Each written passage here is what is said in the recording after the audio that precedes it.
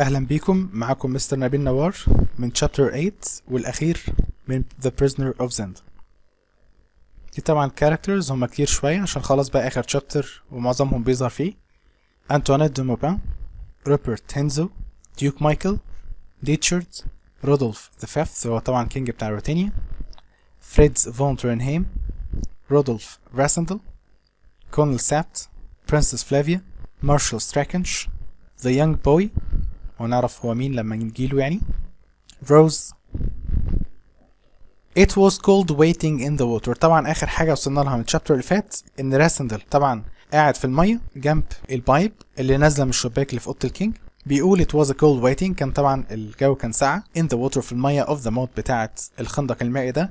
so when Robert disappeared لما روبرت اختفى into the mansion جوه المانشن I slowly climbed out خرجت ببطء كده and waited by the drawbridge gate وقفت عند البوابة اللي جنب الدروبريدج next to the castle اللي جنب الكاسل. now only Dechert, Persnan and Dugote were left to protect the king in his prison. هنا بيقول بس اللي موجود مع الكينج في السجن بتاعه ديتشارد وبيرسنان ودوجوتي اللي هم الثلاثة الأجانب. if only I had the keys لو بس يبقى معاه المفاتيح to the king's room لغرفة الكينج but I knew بس أنا عارف I had to be patient لازم أبقى صبور. طبعا راسندل بينه وبين نفسه بيدور في ذهنه الكلام ده. It was a quiet night طبعا كانت ليلة هادئة and it was about 1 o'clock الساعة 1 in the morning الفجر when there was a loud noise كان في صوت ضوضاء from the mansion جاية من المانشن. I looked up بصيت لفوق at one of the windows على واحد من الشبابيك and saw a shadow شفت ظل walk across the light ماشي كده في الضوء. A woman's voice cried في صوت امرأة بتصرخ help Michael help me ساعدني يا مايكل. It was Antoinette de Maupin. دي طبعا كانت Antoinette de Maupin. This was exactly what I had asked her to say in my message to her. وده اللي أنا طلبته منها تعمله في رسالتي. But it was around an hour too early. بس طبعا هي عملته ساعة بدري لأنه متفق معاها الساعة 2 وهي صرخت الساعة 1. Before my friends had reached the front door to the mansion.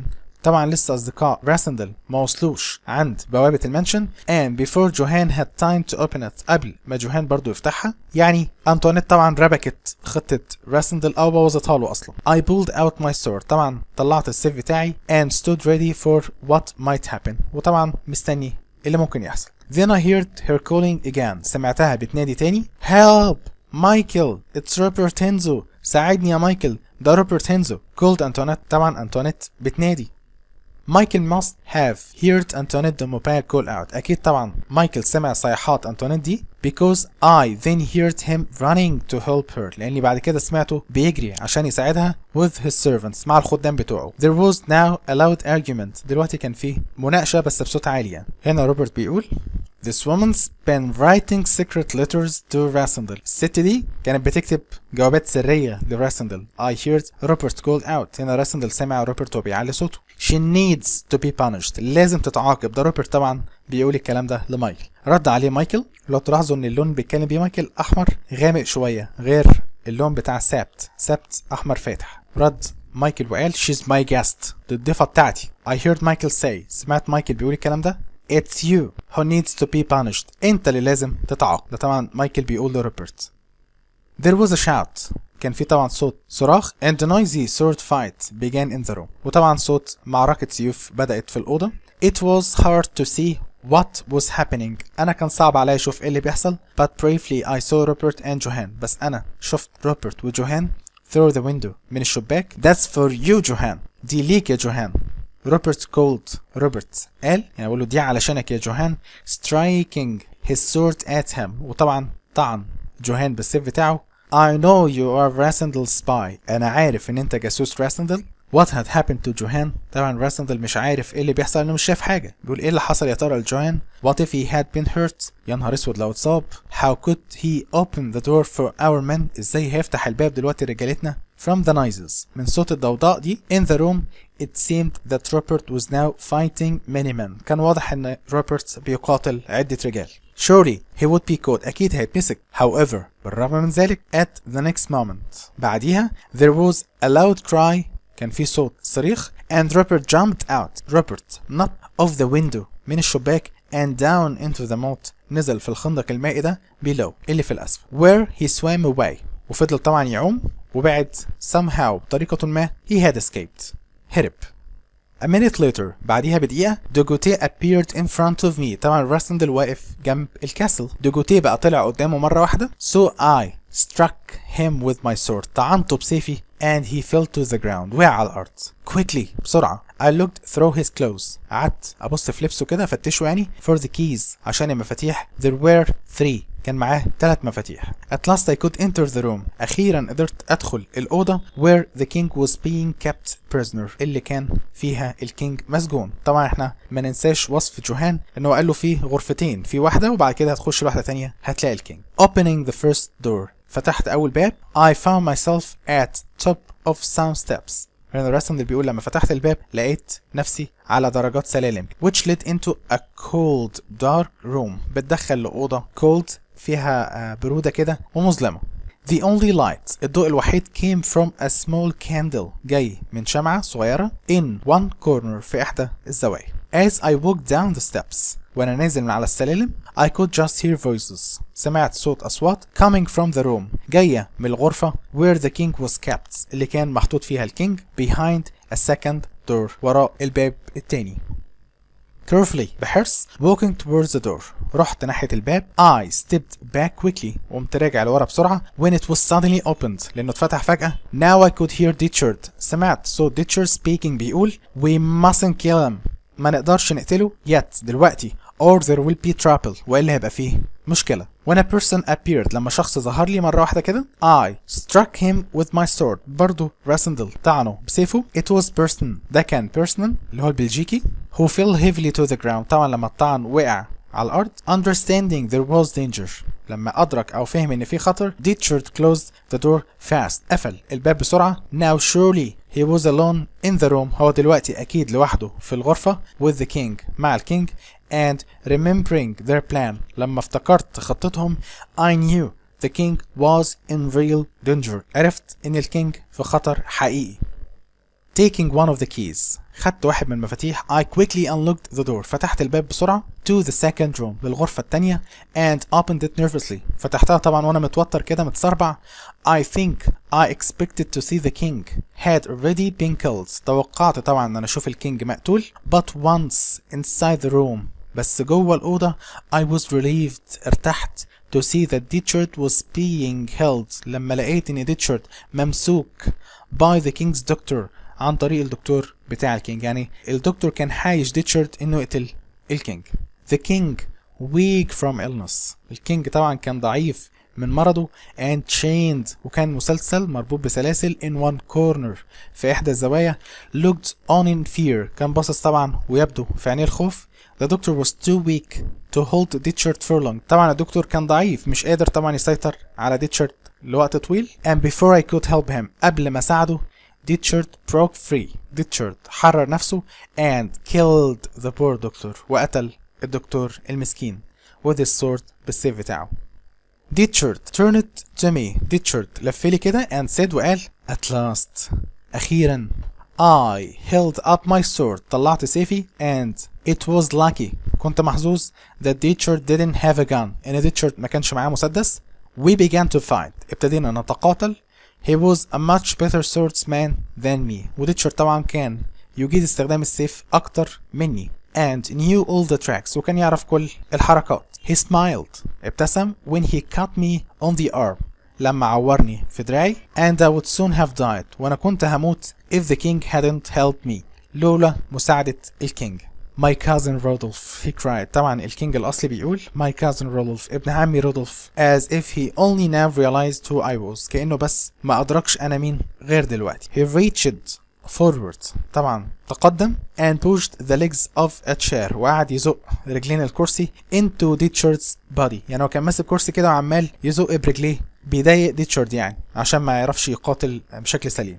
push hard I called. أنا كنت بقول للكينج push hard زق جامد. push against his legs زقه في رجله.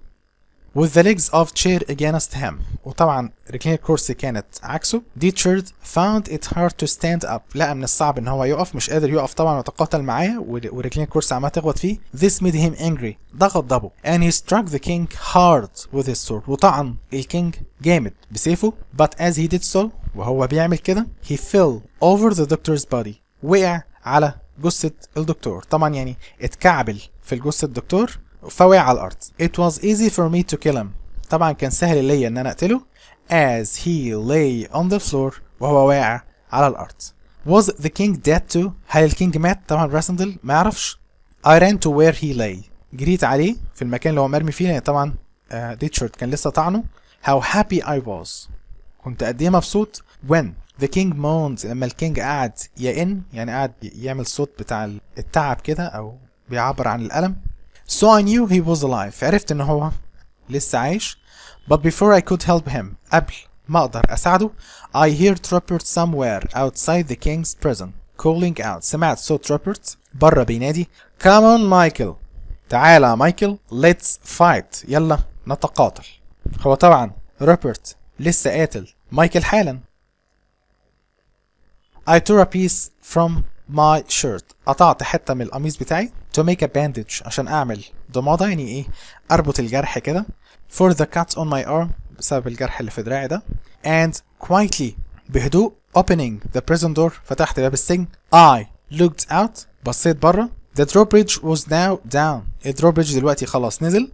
Once more تاني. Rupert stood in the middle of the bridge. روبرت كان واقف في منتصف الكوبري with his sword ومعاه السيف بتاعه. While the door to the mansion at the other end of the drawbridge was guarded. أثناء ما الباب بتاع المانشن الناحية التانية طبعا كان في حراسة by some very frightened looking servants. عن طريق طبعا خدام شكلهم يبدو عليها الرعب. As well as جوهان. بالإضافة لجوهان who I was pleased اللي كنت مبسوط to see was unhurt. لما شفته ما اتصابش. Then Antoinette de Maupin angrily called out. طلعت كده طبعا اتكلمت بغضب. From behind the servants. طلعت من ورا الخدام. The Duke's dead. الديوك مات. You've already killed him. وانت قتلته. طبعا هي بيتكلم روبرت. Dead ميت. طبعا روبرت بيتكلم باستغراب كده. Called Roberts. قال روبرت. That's good. دي حاجة كويسة. Then I'm your leader now. إذن أنا القائد بتاعكم دلوقتي. Put down your weapons. نزلوا أسلحتكم and do as I say. واعملوا زي ما أقول لكم. Instead of putting down their weapons بدل ما ينزلوا الأسلحة بتاعتهم. However بالرغم من ذلك the servants allowed Antoinette de Maupin to walk onto the bridge. سمحوا لأنطوانيت إنها تمشي على الكوبري and she was pointing a gun at Robert. وكانت شايلة مسدس وموجهاه ناحية روبرت. But before she had time to shoot. قبل يبقى عندها وقت إنها تضرب بالنار.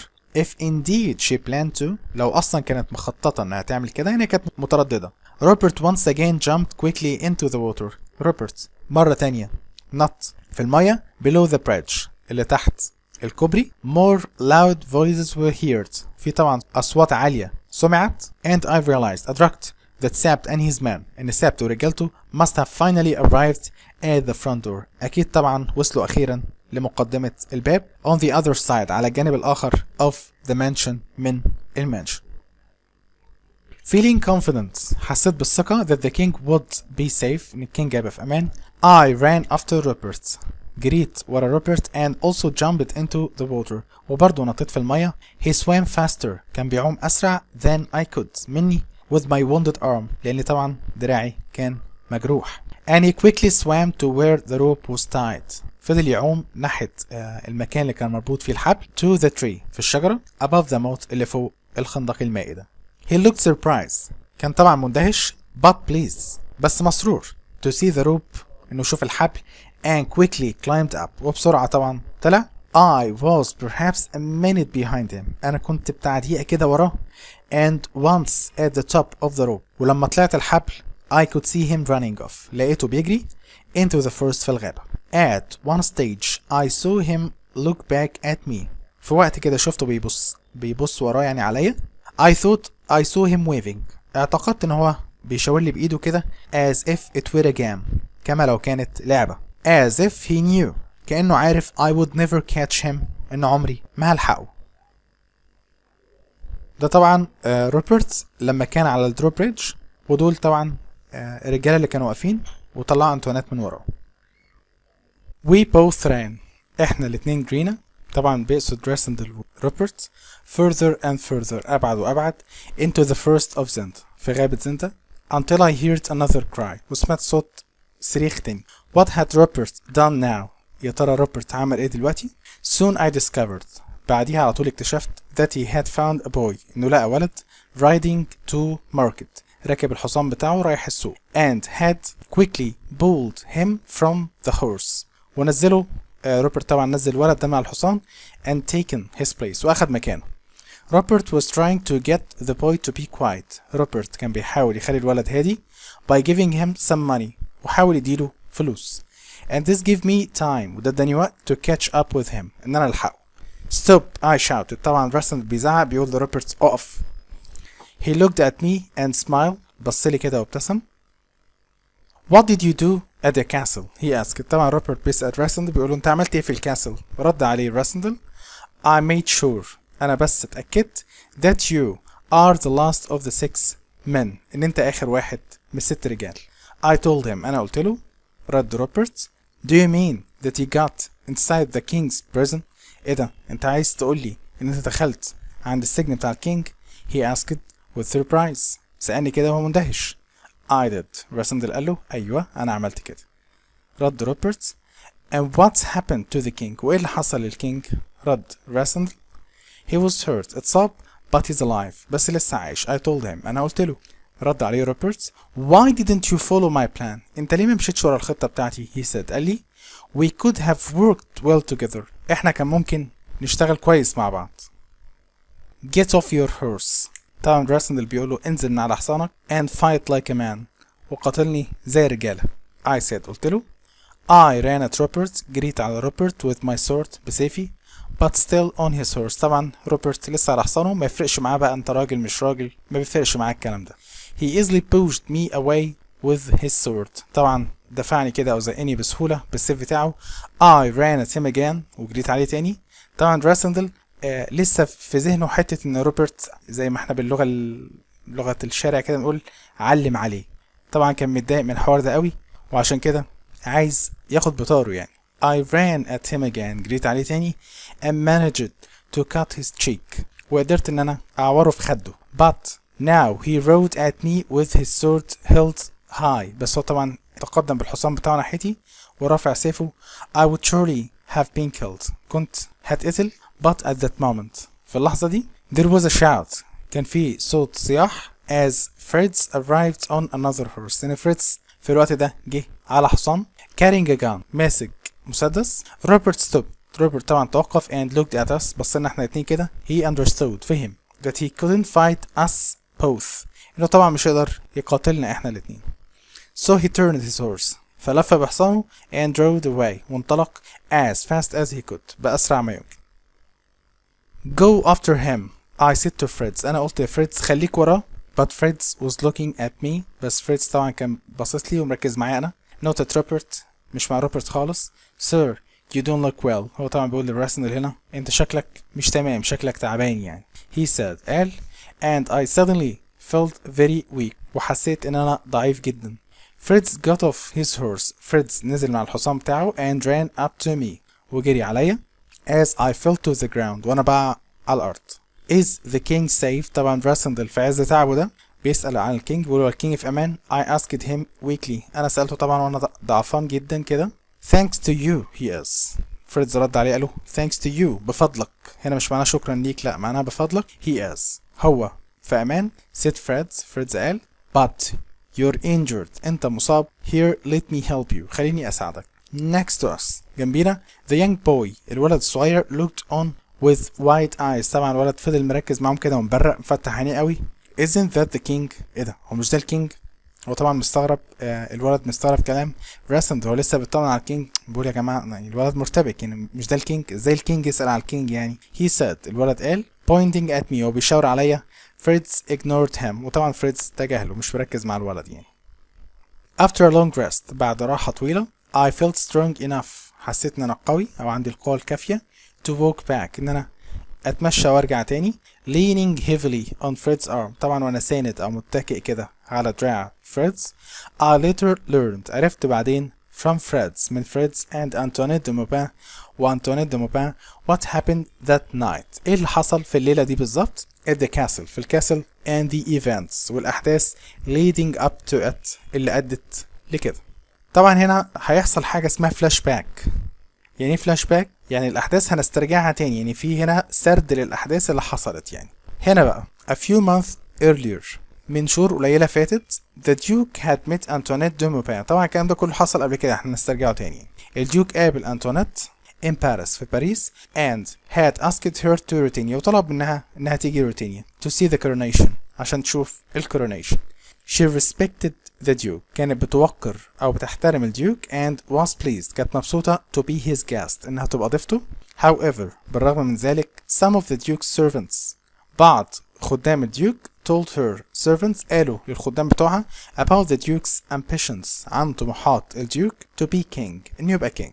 She didn't like his evil plans ما كانش عاجبها خطط الديوك الشريرة and decided to warn me وقررت انها تحذرني of everything بخصوص كل شيء he wanted to do كان عايز يقوم بيه الديوك طبعا. When the Duke found out لما الديوك اكتشف that she had warned me in Strelso انها حذرتني في Strelso he tricked Antoinette de Maupin خدع أنتونيت by inviting her عن طريق ان هو يدعوها او يعزمها and her servants هي والخدام بتوعها to his castle في الكاسل بتاعه. Once she was there أول ما راحت هناك he made sure تأكد they couldn't leave in order to stop her طبعا تأكد انها مش هتقدر تغادر عشان يوقفها او يمنعها telling anyone about his plan انها تقول لأي حد عن خطته دي. Luckily لحسن الحظ with Johann as our spy وجوهان معانا كجاسوس Antoinette was still able to send us letters. أنتونيت كان عندها القدرة إنها تبعت لنا جوابات and we could use her position وإحنا قدرنا نستخدم مكانتها أو موقعها in the castle في الكاسل to help us عشان تساعد. Somehow بطريقة ما however بالرغم من روبرت اكتشف that she was helping us إنها كانت بتساعدنا so he wanted to punish her هو كان عايز يعاقبها by chance بالصدفة he chose the very night استخدم نفس الليلة we were attacking the castle اللي احنا كنا بنهاجم فيها الكاسل. When Michael came to see what was happening لما مايكل جه عشان يشوف ايه اللي بيحصل Robert killed him روبرت قتله in the fight في القتال that followed اللي تبع ذلك.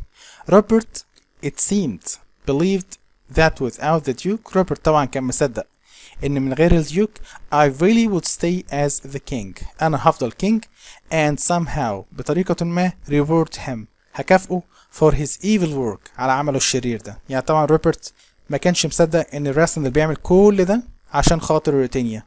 he didn't understand ما كانش فاهم that I was pretending to be the king ان انا بمثل ان انا الكينج for the good of روتينيا من اجل صالح روتينيا او خير روتينيا. he believed I wanted to be the king forever هو كان معتقد طبعا ان انا عايز ابقى كينج للابد. Because Johann was helping the Duke وعشان جوهان كان بيساعد الديوك he couldn't open the front door ما قدرش يفتح الباب الامامي for Sabt and his men لسابت ورجاله at 2 o'clock الساعة 2 and it took a long time واخد وقت طويل before they could finally قبل ما هم اخيرا enter the mansion يدخلوا المانشن. This they did just as Robert was escaping from Antoinette de Maupin طبعا سابت ورجالته طبعا دخلوا وروبرت بيهرب من أنتونيت. Soon Sabt found the king بعديها على طول سابت وجد الكينج lying in his prison مرمي طبعا في البريزن بتاعه سجنه hurt مصاب but still alive بس كان عايش. he was carried with his face covered طبعا نقلوا الكينج ووشه متغطي to the mansion ان هم اخدوه من الكاسل للمانشن طبعا ده الكينج الاصلي where Antoinette helped to look after the poor king طبعا أنتونيت كانت بتاخد بالها من الكينج until another doctor could arrive لغاية لما دكتور تاني يوصل عشان طبعا الدكتور الأولاني مات. Meanwhile في الوقت ده Fritz came to look for me طبعا فريدز جه يدور عليا knowing that I must have run off into the first after Robert لأن طبعا كان عارف أو كان متأكد إن أنا جريت في الفيرست عشان ألحق روبرت. Back at the castle. نرجع تاني للكاسل. Colonel Sapt had to ask Johann. Colonel Sapt طلب من جوهان and Antoinette de Maupin وأنتونيت to guard the secret إن هم يحفظوا السر about the real king عن الملك الأصلي. His men and the servants رجاله وخدامه thought that the king اعتقدوا ان الكينج had been injured أصيب while rescuing the prisoner أثناء ما كان بينقذ السجين. طبعا زي ما راسندل كان مفاهم الرجال. Who had gone after Robert Henzo اللي جري ورا روبرت هينزو. News was sent to ترنهيم. طبعا الأخبار دي وصلت ترنهيم اللي هو البيت بتاع قريب فريدز to tell the princess عشان يقولوا princess that the king was hurt ان الكينج أصيب but alive بس عايش and that she should wait وهي لازم تستنى at Turnham for him في البيت ده لغاية لما الكينج يوصل. The people of Strelso also heard that the brave king had fought with his brother. طبعا الناس بتوع ستريلسو سمعوا ان الكينج الشجاع كان بيتقاتل مع اخوه because he had kept a prisoner عشان كان حاطط سجين in Zenda في زندا who was a friend اللي كان صديق of the king للكينج. The duke had tried to kill the king والديوك حاول يقتل الكينج who was injured اللي أصيب but the evil duke بس الديوك الشرير had died مات. طبعا هو في جزء من القصة دي طبعا متفبرك عشان طبعا يطلعوا أو يجملوا صورة الملك الأصلي. However بالرغم من كده Princess Flavia didn't want to wait at Turnham. طبعا برنسس ما كانتش قادرة تستنى في المنزل ده and asked Marshal Strachange وطلبت المارشال ستراكنج to take her to Zenda إن يوديها زندا at once في الحال so she could see the king عشان تشوف الكينج طبعا وتطمن عليه. her coach الحنطور بتاعها أو الكاريتا بتاعتها دي was approaching كانت بتقرب the castle من الكاسل as Fritz led me back from the first وفريدز كان واخد راسندل ومرجعه طبعا من الفيرست عايزين يروحوا ناحية الكاسل. when we saw the coach أول ما شفنا الكوتش دي على طول الكاريتا دي I quickly hid behind a tree استخبيت بسرعة ورا شجرة but we didn't realize ما خدناش بالنا that the boy whose horse إن الولد الحصان بتاعه روبرت had taken أخده روبرت had followed us الولد طبعا ما سابهمش لا ده فضل ماشي ورا. he was very excited الولد طبعا كان متحمس جدا and called out وعلى صوته princess the king is here يا princess الملك هنا behind this tree ورا الشجرة دي. طبعا الولد بوظ الدنيا خالص. we tried to keep the boy quiet حاولنا نخلي الولد ده ساكت but it was too late بس طبعا كان فات الأوان. the princess's coach حنطور بتاع البرنسس دي had stopped توقف and I could see the marshal شفت المارشال leaning out of the coach window طلع راسه كده من الشباك بتاع الكوتش دي to talk to the boy عشان يتكلم مع الولد. what you say is nonsense اللي بتقوله ده nonsense كلام فارغ called Strachange. طبعا مارشال بيقول الكلام ده للولد. the king's injured in the castle الكينج طبعا مصاب في الكاسل.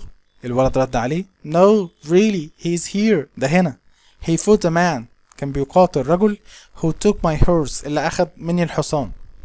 at this moment في الوقت ده Sapt rode out of the castle طبعا Sapt كان خارج من الكاسل to meet the party عشان يقابل المجموعة دي. طبعا يقصد برنسس فلافيا والمارشال.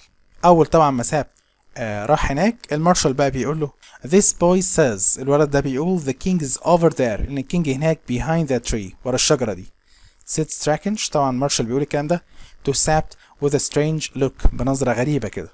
قام رد سابت وقال له no he's in the castle behind me لا ده أنا لسه سايبه في الكاسل ورايا.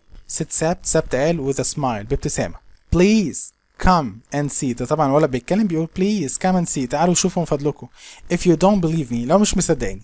said the boy الولد قال the smile disappeared from Sapt's face طبعا الابتسامة اختفت من على وش Sapt and he looked worried وكان طبعا شكله متوتر before quickly saying قبل ما يقول بسرعة I'll go. طبعا Sapt قال أنا هروح أشوف يعني. ردت عليه princess let me come too وأنا كمان هروح معاك. said the princess قالت. Sapt thought for a moment Sapt قعد يفكر لحظة كده then said وقال لها quietly بهدوء then come alone إذن تعالي لوحدك يا princess يعني بمعنى صح ما تجيش انت يا مارشال. The princess was helped down from the coach طبعا نزلوا البرنسس من الكوتش بتاعتها. She then walked with Sapt across the grass طبعا مشيت مع Sapt على الحشائش towards me ناحيتي ناحية راسندل يعني. I sat down أنا قعدت behind the tree putting my hands over my face. طبعا حط ايده على وشه يعني ايه زي كده بيلطم يعني طبعا مش عارف هيتصرف ازاي. Fritz put his hand on my shoulder. Fritz حط ايده على كتفي. When Princess Flavia saw me لما Princess Flavia شافتني she ran up طبعا جريت and cried وعلت صوتها It's you. Are you hurt؟ ده انت اهو انت اتصبت. هي طبعا مفكرة الكينج. I said nothing ما اتكلمتش. So she looked at Sabt and said بصت لسابت وقالت What's this game you're playing؟ ايه اللعبة اللي بتلعبوها دي؟ لأن سابت طبعا لسه قايلة أنا سايب الكينج في الكاسل. This is not the king said Sabt quietly. سابت قال لها بهدوء كده ده مش الكينج. قامت ردت البرنسس What do you mean it's not the king؟ تقصد ايه ان ده مش الكينج؟ said the princess. رد عليها سابت بنفس الجملة This is not the king. ده مش الكينج. said Sabt again. سابت كرر كلامه تاني. ردت فلافيا He is the king. لا ده الملك. cried فلافيا علت صوتها طبعا It's his face. وشه. رودولف يا رودولف look at me. بصلي What's happening؟ ايه اللي بيحصل؟ هي طبعا مش مستوعبة. looking into her eyes بصيت في عينيها. I said قلت لها Forgive me madam. سامحيني I'm not the king. أنا مش الكينج. طبعا the princess looked surprised كانت متفاجئة. Then frightened بعد كده بقت مرعوبة. And I could see she did not know what to say. لاحظت ان البرنسس مش عارفة ترد تقول ايه. Come Sabt said gently to the princess. طبعا Sabt تقول لها تعالي. It's time you came into the castle. جه الوقت عشان تروحي الكاسل. We have much to discuss. في حاجة كتيرة عايزين نتكلم فيها. I watched as she walked away. أنا طبعا كنت باصص وهي ماشية. Now my game was nearly at an end. طبعا تقريبا اللعبة بتاعتي خلاص انتهت. All that day طول اليوم Fritz and I أنا وفريدز waited in the forest. فضلنا منتظرين في الغابة while the princess stayed in the castle. والبرنسس موجودة في الكاسل with the king مع الكينج.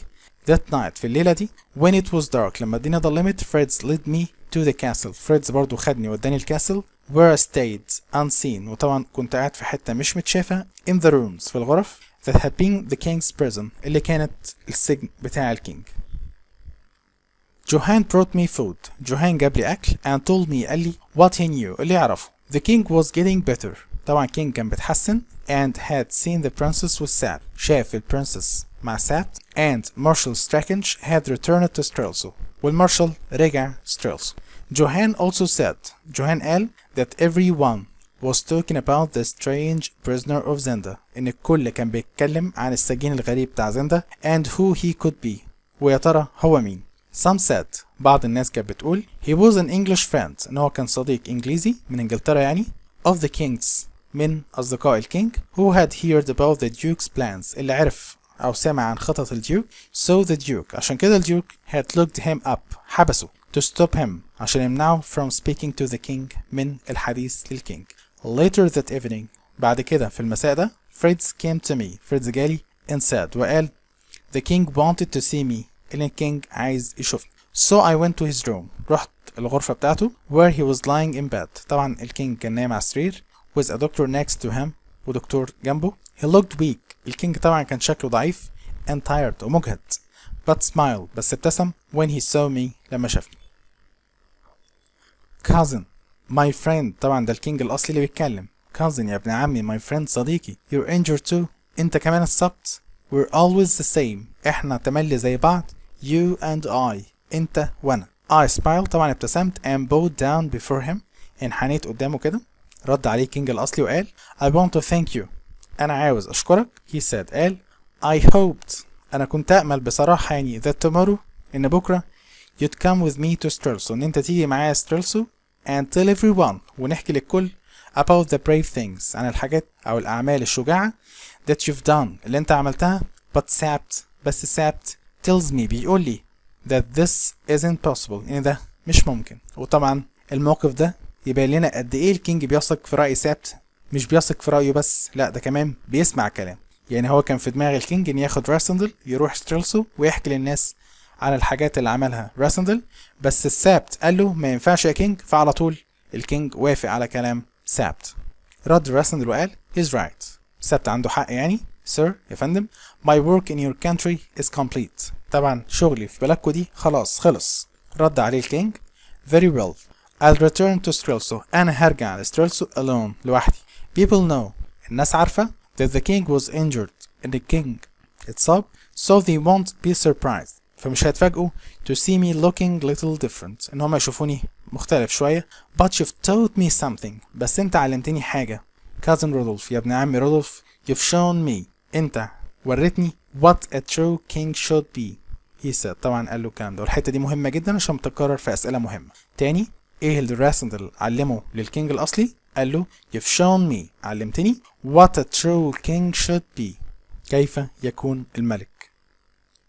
I'd happily help you again sir وهساعدك تاني بمنتهى السعادة يا فندم. I said قلت and I meant it وفعلا كنت أقصد الكلام ده. thinking معتقد that perhaps I would need to إن ربما أحتاج إن أنا أعمل ده تاني. nobody knew where Robert had disappeared to محدش عارف روبرت اختفى فين. and the thought of the man who had almost beaten me وفكرة إن حد هزمني أو زي ما احنا باللغة العامية كده بنقول علم عليا يعني still makes my heart beat louder بتخلي قلبي يدق جامد in my chest في صدري. The princess had asked to see you too. طبعا كينج الأصلي هنا اللي بيتكلم بيقول البرنسس برضو طلبت إنها تشوفك. said the king كينج قال she can come in now هي تقدر تخش أو تتفضل دلوقتي. does she know everything هل هي عارفة كل حاجة؟ طبعا راسندل بيسأل. I whispered همست before she arrived قبل ما توصل يعني راسندل كان بيتكلم صوت واطي كده للكينج هي تعرف كل حاجة. she does. الكينج طبعا رد عليه قال له أيوة عارفة. the king answered كينج رد عليه. the princess came into the room دخلت البرنسس الأوضة and I bowed down to her وطبعا انحنيت قدامها. وناخد بالنا من اللي هتقول البرنسس عشان ده جه في امتحان ثانوية عامة 2017 الدور الأول كان صعب شوية لبعض الناس يعني في ناس كتير ما فهمتش السياق اللي اتقال فيه. هنا البرنسس بتقول it seems you have tricked me يبدو ان انت خدعتني. she said قالت but not unkindly بس طبعا ما كانتش بتتكلم بقسوة كده يعني. رد عليها الراسندل I would like to apologize to you for this وانا حابب ان اعتذر لك على الكلام ده. I said قلت لها you don't need to apologize انت مش محتاج تعتذر. I should thank you انا اللي لازم اشكرك for all you've done على كل اللي عملته for روتينيا من اجل روتينيا. she said طبعا برنسس قالت الكلام ده. وطبعا الصورة دي بتبين لنا لقاء راسندل بالكينج لما كان طبعا في السرير بتاعه. I've learned all about duties طبعا ده راسندل بيتكلم مع البرنسس بيقول لها انا اتعلمت كل حاجة عن المهام او الواجبات يعني and responsibilities والمسؤوليات. I said to her قلت لها it's a lesson ده درس I will never forget انا عمري ما انساه. ردت عليه البرنسس and we will never forget واحنا عمرنا ما هننسى how you've helped the king ازاي انت ساعدت الكينج. she replied ردت. the king smiled كينج ابتسم then closed his eyes بعد كده غمض عينه and fell asleep وبعد كده نعس. and the doctor said دكتور قال it was best if I left him من الأفضل لو أنا سبته. I bowed انحنيت and left the people وتركت الناس who would shape the future of Britannia اللي هيشكلوا مستقبل بريطانيا not knowing مش عارف that I would never see the king ان انا عمري ما اشوف الكينج the princess or princess or Robert او Robert ever again تاني. A few hours later بعديها بكام ساعة Sabt and Fritz bowed down to me انحنوا الاتنين قدامي كده as I got on a train لما ركبت القطر at a small station في محطة صغيرة near the border بالقرب من الحدود with Britannia من روتينيا. the other passengers المسافرين التانيين ركاب يعني اللي كانوا معاه on the train اللي كانوا على القطار must have thought أكيد اعتقدوا an important person إن في شخص مهم in a large coat لابس بلطو كبير كده and hat قبعة was about to leave their country إنه على وشك يغادر البلد بتاعتهم دي. طبعا هم جالهم الاعتقاد ده منين؟ بسبب طبعا إن فريدز وسابت اتنين طبعا بزي عسكري كده بيدوا لشخص زي ده التحية فمعنى كده إن هو شخص مهم. but it was only I بس ده كان مجرد شخص عادي يعني رودولف راسندل an English gentleman رجل إنجليزي. when I finally returned to England لما أخيرا رجعت إنجلند I had some explaining to do طبعا لازم أعطي تبريرات أو تفسيرات. my brother Robert أخويا روبرت and his wife Rose ومراته روز told me قالوا لي that everyone had been looking for me إن الكل طبعا كان بيدور عليا and Rose was very disappointed روز كانت محبطة when I told her لما قلت لها I had not written a book إن أنا ما كتبتش الكتاب اللي وعدتهم بيه. ردت روز بتقول الكلام ده at least على الأقل the ambassador السفير has a job for you soon عنده الوظيفة اللي أنا وعدتك بيها يعني، وهتبدأ في أقرب وقت. she said قالت he now knows دلوقتي عرف السفير ده اللي هو لو نفتكر اسمه سير جاكوب بروديل. he now knows دلوقتي عارف which country he will be sent to هو هيتبعت لأنهي بلد. where is that I asked. طبعا راسندل بيسألها فين. روريتانيا. طبعا روز بتقول له روريتانيا البلد اللي هو رايحها اسمها روريتانيا. سير جاكوب بروديل سير جاكوب ده is to be the British ambassador هيبقى السفير الإنجليزي in ستريلسو في العاصمة ستريلسو. رد عليها راسندل I don't think it would be a good idea for me to work there. ما اعتقدش ان دي هتبقى فكرة كويسة ان انا اشتغل هناك. I said قلت لها. ردت عليه روز but she promised بس انت وعدت you would take the job ان انت تاخد الوظيفة دي. cried روز طبعا علت صوتها. you're right. رد عليها راسندل بيقول لها انت عندك حق but please look at this بس من فضلك بصي على الكلام ده. I said أنا قلت showing them a photograph وريتهم صورة in a newspaper في جريدة which showed the king's coronation. طبعا كان ظاهر فيها حفلة التتويج بتاعت الكينج اللي هو أصلا راسندل هو اللي كان موجود في الصورة دي. There was I في الصورة دي أنا كنت موجود والسابت فريدز مع سابت وفريدز مايكل ومايكل and the princess والprincess. Rupert and Rose looked at it. Rupert وروز بصوا على الصورة دي in amazement في دهشة. ردت روز وقالت yes you look very like the king. انت فعلا شبه الكينج قوي of Britannia بتاع بريطانيا. said Rose. روز قالت but this is just an excuse. بس الرفض بتاعك ده مجرد عذر. you could have become an ambassador yourself one day. لان انت لو قبلت الشغلانة دي ممكن تبقى سفير في يوم من الايام. if you don't go لو ما رحتش you will never be anyone important. عمرك ما هتبقى شخص مهم. I knew ده طبعا راسندل بيحكي أنا كنت عارف however بالرغم من كده that I didn't need to go. أنا مش محتاج أصلا أروح. I had been something far more important than an ambassador. لأن أنا كنت حد مهم أكتر بكتير يعني من السفير. I had been a king. أنا كنت ملك. I remembered افتكرت and understood وفهمت those words الكلمات دي Rose had said to me اللي روز قالتها لي all those months ago من الشهور الكتيرة اللي فاتت. A person with a position الشخص اللي عنده مكانة in society في المجتمع has responsibilities عنده مسؤوليات. But even without a position بس حتى من غير مكانة in society في المجتمع we all have a duty كلنا عندنا واجب to help other people إن احنا نساعد الناس التانية when we can لو قدرنا and we all become better people for doing so وكلنا طبعا بنبقى أشخاص أفضل لو عملنا كده. ودي طبعا نهاية الستوري بتاعتنا. أتمنى يا رب إن أنا أكون أفدتكم وبالتوفيق إن شاء الله.